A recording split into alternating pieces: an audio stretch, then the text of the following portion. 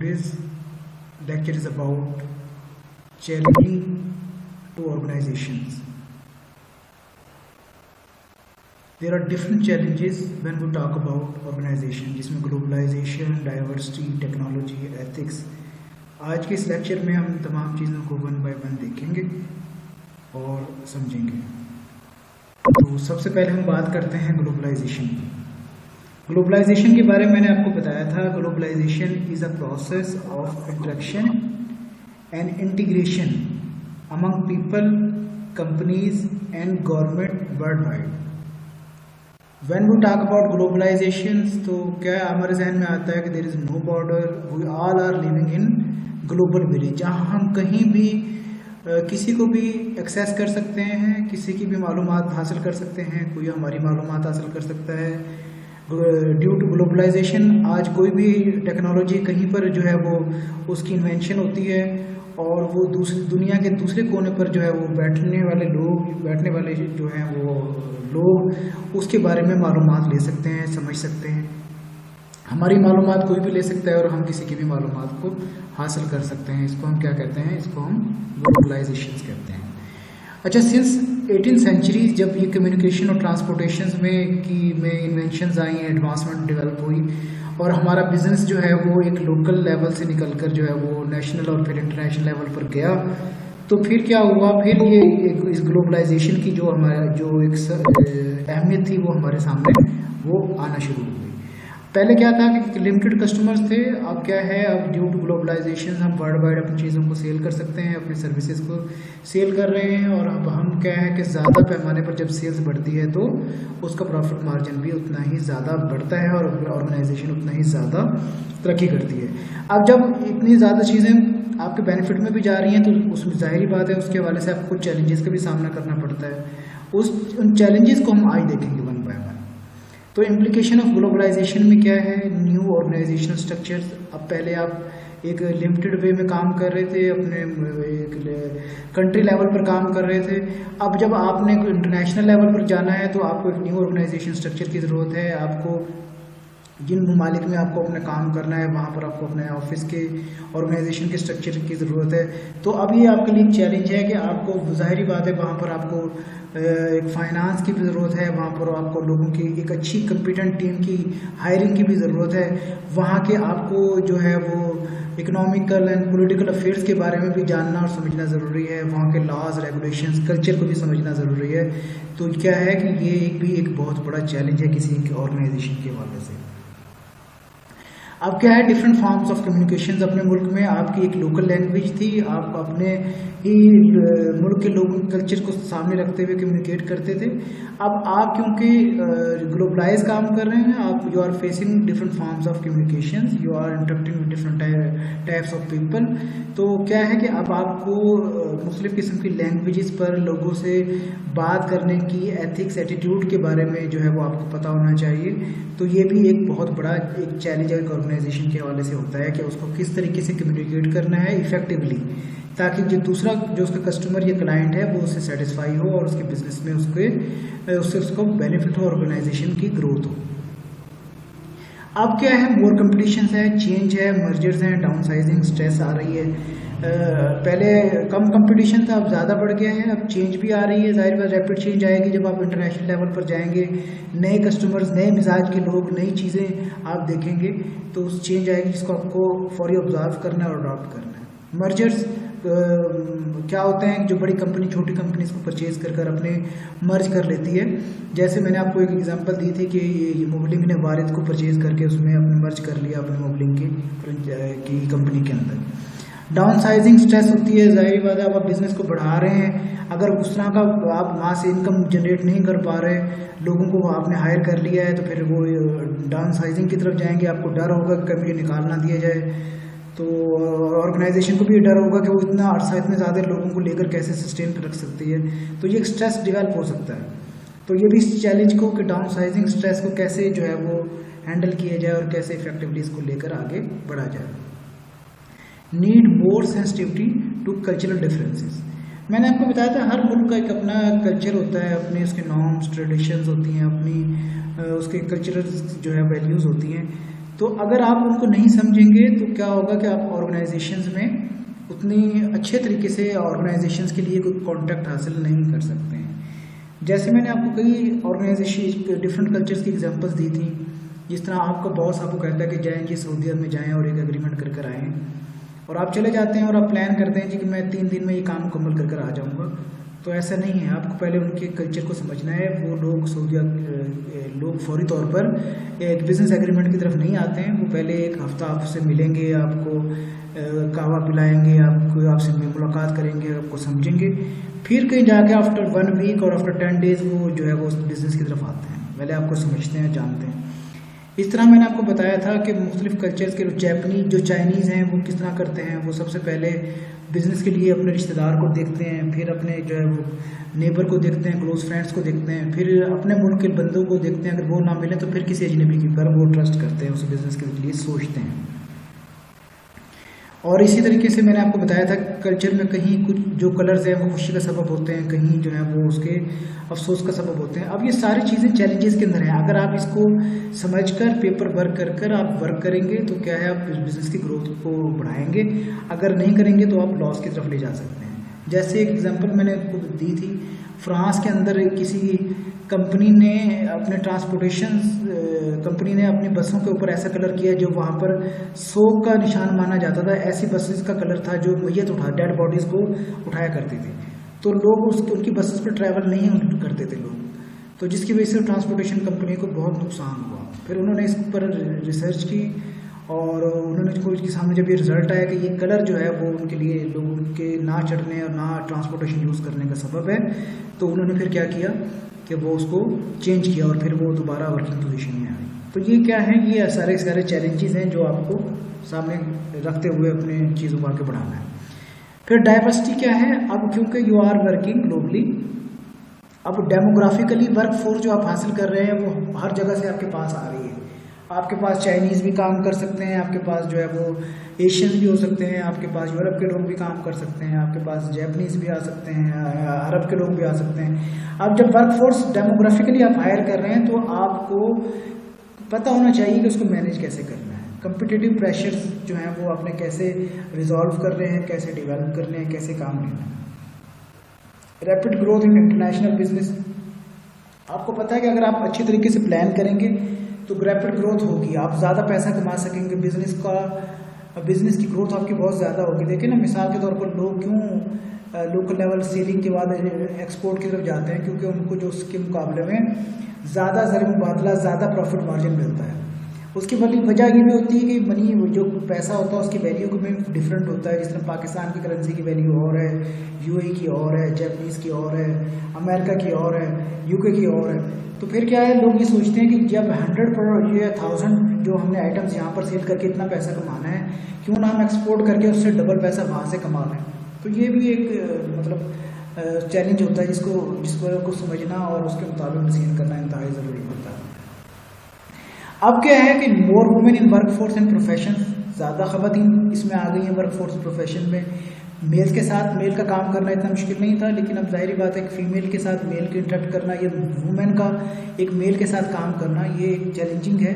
कैसे वो एडजस्ट कर पाते हैं, कैसे वो एक दूसरे को रिस्पेक्ट दे पाते हैं, कैसे वो काम ले भी सकते हैं, उनके काम दे भी सकते हैं। तो ये भी एक चैलेंज के अंदर है। Diversity has advantages but firms need to adjust through. Diversity जो होती है उसका एडवांटेज भी होता है, क्योंकि डिफरेंट कल्चर के लोग आते हैं, डिफरेंट माइंड के लोग आते हैं, डिफरेंट आइडियाज़ के लोग आते हैं। तो जब इतनी सारी चीज़ें, इतने ज़्यादा माइंड आते हैं, प्रोफेशनल लोग आगे काम कर रहे होते हैं, तो ऑर्गेनाइजेशन को फ़ायदा होता है। लेकिन उसको मैनेज करना होता है। क्या किस तरह कल्चरल अवेयरनेस देनी होती है, आपको अपने लोगों को बताना है कि अगर उन्हें जापानीज़ के साथ मिलना है तो इंटरेक्ट करना है तो कैसे बात करनी है, चाइनीज़ के साथ कैसे इंटरेक्ट करना है। जापानीज़ के साथ ग्रीटिंग के साथ अगर ग्रीटिंग्स करना शुरू कर देंगे तो माइंड कर जाएगा, चाइनीज़ को पीछे से आवाज़ देना शुरू कर देंगे तो वो माइंड कर जाएगा। इस तरीके से छोटे छोटे कल्चर्स की अवेयरनेस जब आप अपने लोगों को देते हैं तो फिर वो एडजस्ट हो जाता है। फैमिली फ्रेंडली इन्वायरमेंट दें, सब एक दूसरे के साथ इंटरेक्ट करना पसंद करें, बात करना, मिलकर काम करना उनको अच्छा लगे। एम्पावरमेंट कर दें सबको, वुमेन को भी दें, मेल को भी दें, सबको लगे उनको एक ऑनरशिप का एहसास हो, एज ए की पर्सन वो लोग काम करें, जिसकी वजह से फिर क्या होगा कि आपकी ऑर्गेनाइजेशन तेज़ी के साथ तरक्की करना शुरू हो जाएगी, चैलेंजेस से फ़ायदा वो निपट लेगी। नेक्स्ट टेक्नोलॉजी को देखें।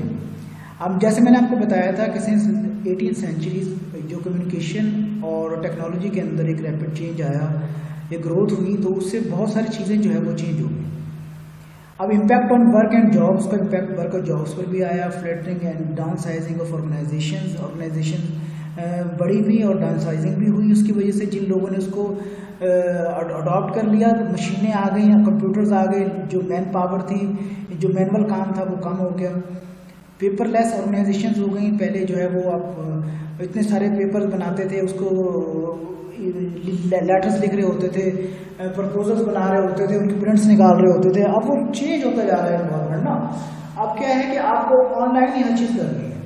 मैं आपको एक छोटी सी मिसाल देता हूँ। पहले जो था प्रोजेक्ट प्रपोजल, जो बड़ी ऑर्गेनाइजेशन, डोनर ऑर्गेनाइजेशन क्या थी, जब किसी इदारे से मांगती थी तो वो उसका फॉर्मेट सेंड कर देती थी, जो वो उसको प्रिंट निकालते थे, उसको लिखते थे, स्टैम्प साइन करके भेजते थे। अब वो चेंज हो गया है। अब वो क्या करते हैं, सब चीज़ें वेबसाइट्स पर मौजूद है। अब आप वहीं से सब चीज़ें लेते हैं, वहीं पर आप जो है वो ऑनलाइन हर चीज़ सबमिट कर रहे होते हैं और वहीं पर ही आपके रिजल्ट्स आ रहे होते हैं। आपको कहीं आने की, कहीं जाने की, किससे मिलने की ज़रूरत ही नहीं पड़ रही। तो ये टेक्नोलॉजी का फ़ायदा है। ट्रेंड इंफॉर्मेशन टेक्नोलॉजी क्या है, इफेक्ट हाउ एम्प्लॉयज़ इंटरेक्ट, कैसे आप इंटरेक्ट करते हैं वर्चुअल टीम्स के साथ, टेलीकम्यूटिंग के साथ। देखिए ना, अब मैंने आपको बताया जिस तरह IT इंडस्ट्री है, कोई ये सॉफ्टवेयर हाउस है, अब उसको वो अब एक बंदा अगर उन्होंने इस्लामाबाद में से हायर किया है, तो एक कराची से और एक मुल्तान से, तो वो तीनों चारों लोग इंटरनेट के थ्रू एक virtual team, as a virtual team एक दूसरे के साथ कनेक्ट हैं। अब उससे फ़ायदा क्या हो रहा है कि आपको किसी ऑफिस बनाने की ज़रूरत नहीं पड़ रही है। आपको जो है वो किसी एम्प्लॉयज़ को डेली ट्रांसपोर्ट का एक्सपेंस करके ऑफिस आने की ज़रूरत नहीं पड़ रही, उसकी भी सेविंग हो रही है, आपकी भी सेविंग हो रही है। अब क्या है कि जब आप अपनी कॉस्ट को बचा लेते हैं तो फिर क्या होता है कि प्रॉफिट मार्जिन बढ़ता है। तो ये भी एक चैलेंज है कि आप इसको किस तरीके से देखते हैं। Effects how organization are configured, आपका नेटवर्क स्ट्रक्चर क्या है, अलायंस ऑफ सेवरल ऑर्गेनाइजेशंस के साथ आप खुद काम कर रहे हैं या बहुत सारी ऑर्गेनाइजेशन के साथ अलायंस होकर काम कर रहे हैं। जिस तरह ये फ्रीलांसिंग की एग्जांपल आप देख लें कि फ्रीलांसर जो होता है वो एक वक्त में बहुत सारी ऑर्गेनाइजेशन के साथ कॉन्टैक्ट करके काम कर रहा होता है, खुद का बॉस होता है, वो काम सिर्फ और सिर्फ जो उससे वो काम लेता है उसको सेटिस्फाई करना होता है। बाकी उसको कोई ड्रेसिंग की परवाह नहीं होती, उसको कोई टाइमिंग की वो नहीं होती, वो अपनी मर्ज़ी से काम करता है। लेकिन ये है कि उसके लिए अपने बॉस को या उस कंपनी से अलायंस करके वो काम कर रहा है, उसको मुतमईन करना उसके लिए बहुत ज़रूरी होता है। एथिक्स बहुत ही इंतहाई ज़रूरी हैं। आपका कोड ऑफ कंडक्ट क्या है, आपके मॉरल प्रिंसिपल क्या हैं, वैल्यूज़ क्या हैं, determines whether actions are right, wrong and outcomes are good और बैड। इस एथिक्स क्या है, आपका राइट कंडक्ट कहते हैं। अच्छा, मॉरल और एथिक्स में क्या फ़र्क है, मैंने आपको शायद पहले भी बताया था। मॉरल अखलाकी वैल्यूज़ हैं और वो आपका राइट कंडक्ट है। इसकी एग्जांपल देखें कि आप एक चौराहे पर खड़े हैं, कोई शख्स किसी को कत्ल करने के लिए आ रहा है और वो जो दूसरा शख्स है वो आपके सामने से होता है, वो कहीं छुप जाता है, आपको पता है कि वो कहाँ छुपा हुआ है।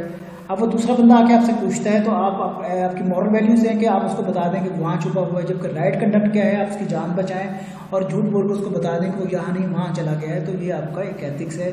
इसी तरह ऑर्गेनाइजेशंस के अंदर राइट कंडक्ट जो है ना वो इंतहाई ज़रूरी होता है कि आपको किस टाइम कैसे क्या ऑर्गेनाइजेशन की जो है वो बेहतरी के लिए क्या डिसीजन करना है। एथिकल बिहेवियर क्या होता है, good and right as oppose to bad और रॉन्ग। आपको गुड एंड राइट अडॉप्ट करना होता है as compare bad and wrong. अब देखिए, मैं आपको बताऊं कि बहुत सारी ऐसी ऑर्गेनाइजेशन या गवर्नमेंट इंस्टीट्यूट आपको मिलेंगे जहाँ पर लोगों को परवाह नहीं होती। मैं कहीं ऐसे बैंकों में गया जहाँ पर मैंने बहुत अच्छे कस्टमर रिलेशनशिप मैनेजर्स देखे और बाद ऐसे बैंकों में गया जहाँ पर उनको इतनी परवाह नहीं होती थी कि कोई अकाउंट लेकर खुद आ रहा है तो वो उसको किस तरीके से उनको हैंडल करना है। ठीक है ना। इसी तरीके से कुछ कंपनीज ऐसी होती हैं जहाँ पर लोगों को पता होता है किस तरीके से गुड राइट बिहेवियर जो है वो रखना है, किसी को अंदाज़ा नहीं होता तो वो अपने उसी रविश के साथ चल रहे होते हैं। उनको नहीं पता होता कि उनका एटीट्यूड बैड है या रॉन्ग है, इस वक्त उनको किस तरीके से बात करनी चाहिए, कस्टमर को मुतमईन करना कितना ज़रूरी है। मतलब वो कहते हैं अगर ऑर्गेनाइजेशन का फ़ायदा हो रहा है तो हमें तो हमारी सैलरी से मतलब है ना। तो ये एक बैड और रॉन्ग एटीट्यूड और बिहेवियर है, तो हमें अपने आप को इस चीज़ से निकालना चाहिए। Ethical dilemmas occur in relationship, जब हम बात करते हैं अपने सुपीरियर्स के साथ, सबऑर्डिनेट के साथ, कस्टमर्स के साथ, कंपटीटर्स के साथ, सप्लायर्स के साथ, रेगुलेटर्स के साथ, कि जब हमें पता हो कि हमारा गुड और राइट कंडक्ट या बिहेवियर जो है वो ज़रूरी है। तो कब हमें ज़्यादा हमें उसको सोचना और देखना और करना पड़ता है, जब हम अपने सुपीरियर्स के पास से इंटरेक्ट कर रहे होते हैं, उनके साथ काम कर रहे होते हैं, सबऑर्डिनेट को काम दे रहे होते हैं, हम कस्टमर्स के साथ डील कर रहे होते हैं, कंपटीटर्स के साथ डील कर रहे होते हैं, सप्लायर्स के साथ डील कर रहे होते हैं, और रेगुलेटर्स जो होते हैं हमारी गवर्नमेंट अथॉरिटीज़ या रेगुलेशन अथॉरिटी जो होती हैं उनके साथ हम इंटरेक्ट कर रहे होते हैं, तब हमें अपने एथिकल डिलीमास को हमें गुड और राइट बनाना होता है। अगर नहीं बनाएंगे तो हम क्या करेंगे, अगर सुपीरियर हमारे नाराज़ हो गए हमें जॉब से फारिग कर देंगे, सबऑर्डिनेट नाराज़ हो गए काम नहीं देंगे, कस्टमर भाग जाएगा, कंपटीटर जो होता है वो आपसे एडवांटेज लेकर आपसे आगे निकल जाएगा, सप्लायर जो है आपको अच्छा माल प्रोवाइड नहीं करेगा, और रेगुलेटर जो है वो आपके ऊपर ज़्यादा पेनल्टीज इम्पोज कर सकते हैं। तो इससे आपके ऑर्गेनाइजेशन को लॉस हो सकता है, ये भी एक बहुत बड़ा चैलेंज है। ऑर्गेनाइजेशनल सोशल रिस्पॉन्सिबिलिटी क्या हो सकती है? The obligation of organization to behave in ethical and moral ways as institutions of the broader society. क्योंकि इंस्टीट्यूशन जो होती है वो ऑर्गेनाइजेशन का एक ब्रॉडर हिस्सा होता है, उसको अपने जो है वो क्या करना होता है, एथिकल और मॉरल वैल्यूज़ को सामने रखते हुए बिहेव करना होता है अपने ऑपरेशंस के साथ, अपने क्लाइंट्स कंपटीटर्स के साथ। Manager should commit organizations to pursuit of high productivity, corporate social responsibility। देखें, अगर आपको हाई प्रोडक्टिविटी चाहिए तभी आपको अपनी सोशल और एथिकल और मॉरल वैल्यूज़ को सामने रखते हुए अपने बिहेवियर को गुड और राइट बनाना होगा। अगर आपको अपने कॉर्पोरेट सोशल रिस्पॉन्सिबिलिटी का एहसास है तभी भी आपको अपनी मॉरल वैल्यूज़ को और एथिकल वैल्यूज़ को और बिहेवियर को जो है वो बेहतर करना होगा। अब आज हम परफॉर्मेंस किसे कहते हैं? Why do we care? Ability क्या है, परफॉर्मेंस क्या है? याद रखें, performance is equal to function of ability, motivation, opportunity. अगर आप अपनी परफॉर्मेंस को बेहतर करना चाहते हैं तो you need to improve your ability, you need to improve your motivation, you need to improve your opportunity. ठीक है, अगर आप ये नहीं कर पाएंगे तो फिर क्या होगा कि वो आप जो है अपनी परफॉर्मेंस को बेहतर नहीं कर पाएंगे। एबिलिटी के बारे में मैंने आपको बताया है, ability is the skills and quality which make it possible to achieve goal. Ability आपको आपकी हेल्प आउट करती है कि आप किसी अपने गोल को अचीव कर सकें और अपने ऑब्जेक्टिव्स को हासिल करते हुए ऑर्गेनाइजेशंस को बढ़ा सकें। एबिलिटी की एक और डेफिनेशन देख लें, mental and physical capabilities to perform various task. अगर जब when we talk about ability तो आपकी मेंटल एबिलिटी क्या है, आपकी फिजिकल कैपेबिलिटी क्या है कि आप वेरियस टास्क परफॉर्म कर सकें। बाज़ लोग फिजिकल फिट होते हैं लेकिन मेंटल उतना अच्छा नहीं सोच पाते, बाज़ लोग मेंटली स्ट्रांग होते हैं लेकिन फिजिकल नहीं कर सकते काम। तो इसलिए ये क्या है कि ड्यूटीज की सेग्रीगेशन है। कुछ लोग फिजिकल काम करने के लिए अल्लाह ताला ने बनाए हैं, वो बेहतर तौर पर फिजिकल काम परफॉर्म कर सकते हैं, और कुछ लोग जस्ट प्लानिंग करते हैं, डिसीजन मेकिंग करते हैं, अपने दिमाग को बेहतर यूज़ करते हुए जो है वो अपने बिजनेस को या अपने ऑर्गेनाइजेशन को आगे बढ़ा रहे होते हैं। इंटेलेक्चुअल एबिलिटीज़ क्या हैं? The capacity to do mental activities. जो CEO लेवल के, डायरेक्टर लेवल के ऐसे लोग जो डिसीजन मेकर्स होते हैं, ऐसे लोग जिनके कंधों पर ऑर्गेनाइजेशंस की जिम्मेदारी होती है, basically they people are performing intellectual abilities. वो अपने माइंड को इस्तेमाल करते हुए मेंटल एक्टिविटीज़ परफॉर्म कर रहे होते हैं। वो देख रहे होते हैं अगले 2 साल, 5 साल या 10 साल में हमारी ऑर्गेनाइजेशन कहाँ पर मौजूद होगी। वो प्लान कर रहे होते हैं, प्लान बना रहे होते हैं, प्लान दे रहे होते हैं। तो ये तमाम का तमाम रोल बेसिकली ये उन्हीं का एक रोल होता है जो मेहनत और दिमाग को यूज़ करते हुए वो चीज़ों को बनाते हैं और प्लानिंग करते हैं, और प्लानिंग को फिर वो अपने बाकी लोगों के साथ मिलकर इम्प्लीमेंट करवाते हैं, उसके रिजल्ट्स को अपनी नज़र में रखते हैं, जिसकी वजह से उनको जो है वो ऑर्गेनाइजेशन किसी बड़े चैलेंज से बचते हुए वो सर्वाइवल की तरफ बढ़ना शुरू कर देते हैं। अच्छा, इसको आप ना वो हाईलाइट कर लें, ये बहुत इंपॉर्टेंट क्वेश्चन है आपके, ना सिर्फ एग्ज़ाम्स में बल्कि ये आपके जो है वो अक्सर पेपर में इंटरव्यूज़ में भी आ रहा होता है। ठीक है ना, कहीं आप टेस्ट देने के लिए जा रहे हैं तो हो रहे होते हैं, तो वो ये आपसे लास्ट में ये वाले क्वेश्चंस कर रहा होता है कि ये इसके बारे में बताएं।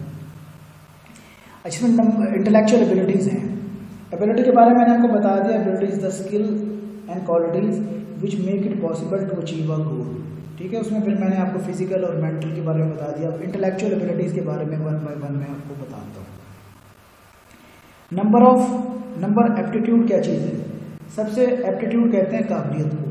ठीक है, इट इज़ एन एबिलिटी लिख लें क्योंकि इसकी डेफिनेशंस पे लिखी नहीं है, आपके लिए ये ज़रूरी है। It is an ability to do speedy and accurate arithmetic.